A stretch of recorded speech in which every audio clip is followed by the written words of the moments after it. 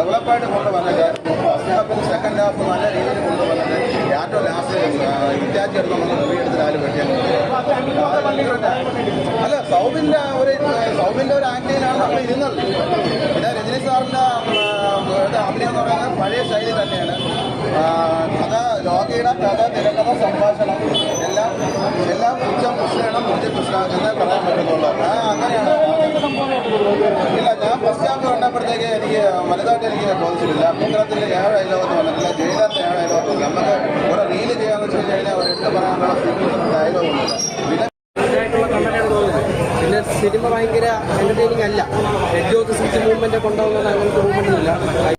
Acting negative പറയാം. നാടകത്തിലാണെങ്കിൽ ഏറ്റവും അടിപൊളിയായിട്ട് ചെയ്തിട്ടുള്ള നാടകം വിജയിച്ചാണ്. രണ്ടാമത് രീതിയിൽ രണ്ടുമൂന്ന് ഭംഗിയില്ലായിരുന്നു. വളരെ നിരാശയോടുകൂടിയാണ് ട്രിവാൻഡ്രത്ത് മടങ്ങി വന്നത്.